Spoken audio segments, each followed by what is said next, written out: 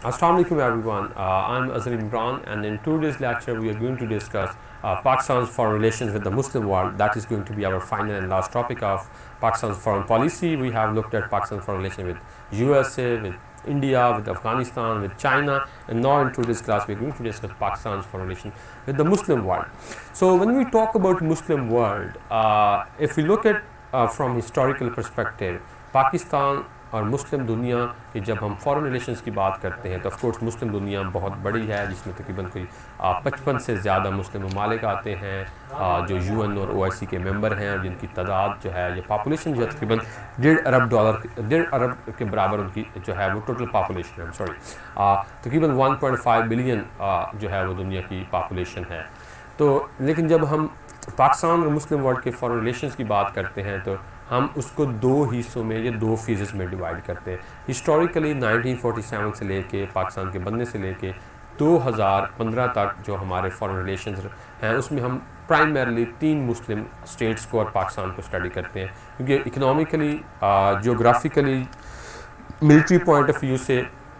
وہ تینوں اسٹیٹس جو ہیں انہوں نے بڑا ہسٹوریکل امپورٹنٹ رول پلے کیا ہے مسلم ورلڈ کی پالیٹکس میں، انٹرنیشنل افیئرز میں اور انٹرنیشنل ریلیشنز میں،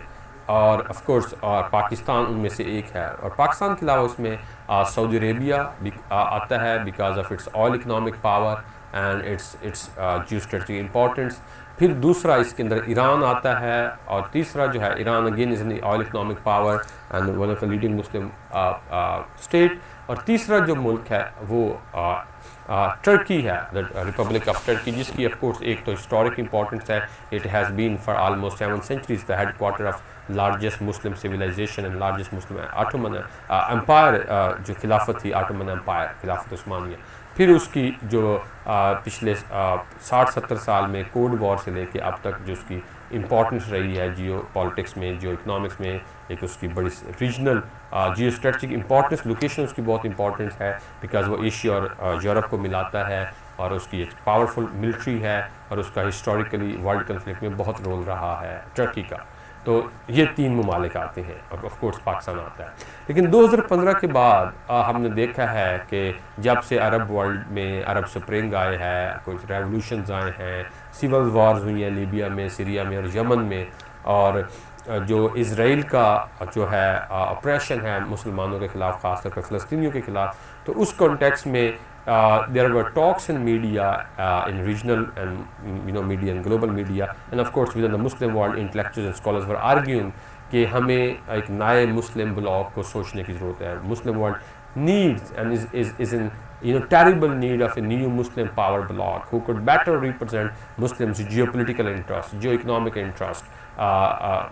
on international forum, and who could better fight out the challenges that Muslims are facing in 21st century۔ اور اس میں سے جو سب سے بڑا چیلنج ہے وہ اسلاموفوبیا کا ہے۔ وہ سم ٹائمز جو یورپ میں جو ہے بلاسفیمی کی جاتی ہے قرآن کی، یا کیریکیچرز کے ایشوز جو آتے ہیں پروفٹ کے، پیس بی اپان ہم کے، تو جو اسلاموفوبیا کا جو براڈر ایشو ہے، اور پھر وار آن ٹیرر کے بعد جس طرح مسلمان ملکوں کے اوپر اٹیک کیا گیا ہے، کس طرح عراق کے اندر مسلمانوں کی اکانومی اور پالیٹکس اور سوسائٹی کو ڈسٹرائے کیا گیا، کس طرح افغانستان میں جو ہے وہ مسلمانوں کے خلاف جو ہے وار آن ٹیرر کے نام پہ جو ہے ایک ہیومن رائٹ وائلیشنز ہوئیں، اور اسلاموفوبیا کریٹ ہوا، اور مسلمانوں کو ٹیررزم کے ساتھ لنک کیا گیا، جو ٹیررزم کا لیبل ہے مسلمانوں کے خلاف۔ تیسری جو ضرورت محسوس کی جا رہی ہے کہ ایک نئے مسلم پاور بلاک کی ضرورت ہے، وہ آف کورس یہ ہے کہ مسلمان دنیا کی آبادی کا 25% ہیں، اور یہ دنیا کی اکانومی کا تقریباً 20 سے 25% ہیں، اور ایک دنیا کی جو 2 بڑے اکنامکس ریسورسز ہیں آئل اور گیس، اس میں مسلم دنیا کا حصہ 50% سے زیادہ ہے۔ تو اتنے پاورفل اکنامک امپورٹنس ہونے کے باوجود،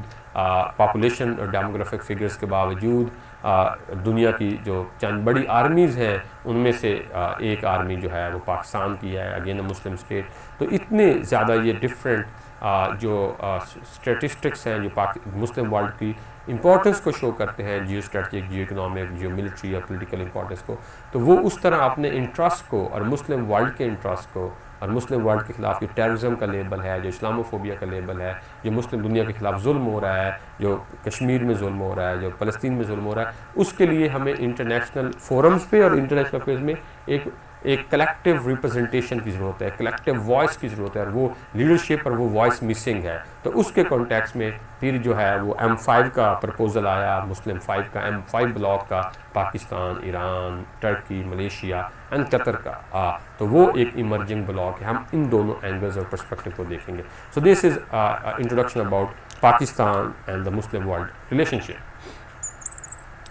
let's make a brief outline. جب ہم بات کرتے ہیں کہ ہم اپنے ہر لیکچر سے پہلے ایک ٹاپک کی بریف آؤٹ لائنز بناتے ہیں تاکہ آپ اس ٹاپک کی تمام اینگلز اور پرسپیکٹو کو اسٹڈی کر سکیں، تو اس کے بعد پھر ہم جو ہے اس کی ایکسپلینیشن اور انالیسس کی طرف سے جائیں گے. So we have a very comprehensive introduction about Pakistan and the Muslim world in both contexts. Then of course we talked about some common factors about Pakistan and the Muslim world, اور اس کے بعد جو ہے وہ ہم history of Muslim world relations کو دیکھیں گے، جس کے اندر دو یہ جو ہے ریلیشنز ہیں ہم ان کو اسٹڈی کریں گے، جس میں پہلا جو ہے وہ ہے Pakistan, Iran, Turkey and Saudi Arabia, اور دوسرا جو ہے وہ ہے Pakistan, Turkey, Iran, Qatar and the new entry of Malaysia. Okay, so these are two what we call as M5 block as well. This is also known and called as M5 block, Muslim 5, very emerging power block. Okay, so and then of course we will look at role of M5 in contemporary Muslim politics and world politics.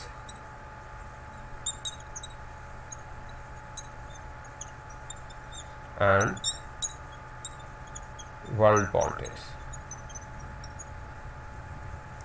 and what role they can play. And then of course we will look at the challenges to this emerging bloc. And when we talk about challenges to M5, so we will look at one, the domestic challenges. Then of course we will look at the challenges of leadership. Then of course we will look at the challenges of regional challenges within the Muslim world, and then of course the global challenges. Then of course we will also specifically look at what role Pakistan can play with respect to conflicts in what role Pakistan can play with respect to conflict in and within the Muslim world, and of course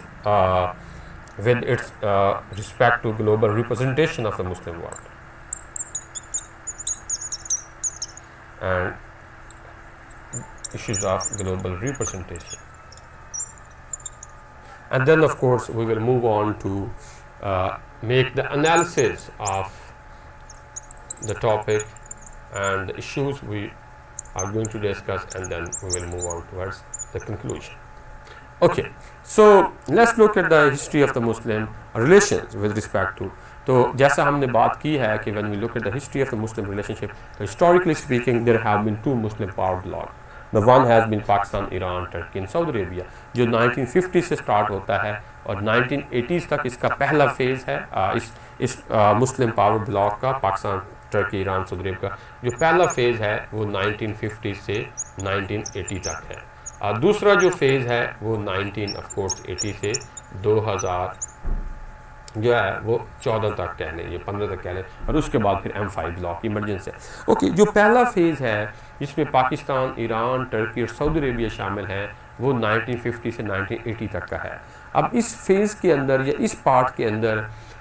چاروں جو ملک ہیں، جو چار powerful leading مسلم status ہیں، Pakistan, Iran, Turkey اور سعودی عربیہ، وہ cold war کا time period کے دوران امریکن بلاک کا حصہ ہیں، ویسٹرن بلاک کا حصہ ہیں. اور آپ نے پاک امریکہ کی ریلیشن کی شپ کے اندر سیٹو اور سینٹو کو اسٹڈی کیا ہوگا تو آپ کو یاد ہوگا کہ سیٹو سینٹو وہ سیکیورٹی ایگریمنٹ تھے جو امریکہ اور ساؤتھ ایسٹ ایشین اسٹیٹس کے ساتھ تھے، اور سینٹو وہ ایگریمنٹ تھا جو امریکہ اور مسلم دنیا کا ایک ایگریمنٹ ہے جس میں ایران شامل تھا، پاکستان شامل تھا اور ٹرکی شامل تھا۔ یہ وہ ایگریمنٹ تھا جس کے تحت امریکہ جو ہے ان مسلم ممالک کو اپنی ملٹری اور سیکیورٹی کے لیے ویپن دے گا، ایڈ دے گا، اکنامک ایڈ دے گا، ملٹری ویپن پرووائڈ کرے گا، ملٹری ٹریننگ دے گا، اور اس کے بدلے میں یہ ملک جو ہیں وہ مڈل ایسٹ کے اندر یا مسلم ورلڈ کے اندر سپورٹ کریں گے امریکہ کو اور کیپٹلزم کو against communism and Soviet union.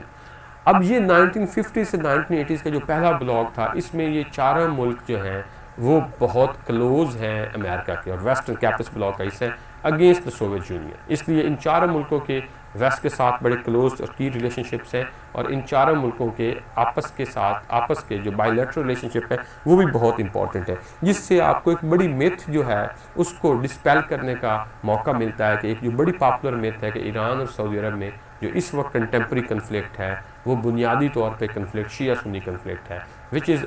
a white lie, as a mispropaganda propagated by the Western media for their own geopolitical interest۔ Iran جو ہے وہ 1950 سے لے کے 1980 تک بھی ایک شیعہ میجورٹی پاپولیشن تھا، اور سعودی عرب جو ہے وہ ایک سنی میجورٹی پاپولیشن تھا، لیکن دونوں ملیٹریلی اور اکنامکلی بہت کلوز تھے۔ تب ان کے درمیان کوئی سیکٹرین وار یا کنفلکٹ نہیں تھا۔ اگر یہ سیکٹرین کنفلکٹ ہوتا تو پھر 1950 سے لے کے 1980 تک دونوں ملکوں کے درمیان کیوں پیس رہا ہے؟ تو ہم لیکچر کے اینڈ پہ اس کا انالیسس کریں گے، یہ ثابت کریں گے دلیل اور ایویڈنس کے ساتھ اور آرگومنٹ کے ساتھ کہ یہ سیکٹرین کنفلکٹ نہیں ہے، یہ بلکہ ایک جیو پولیٹیکل کنفلکٹ ہے،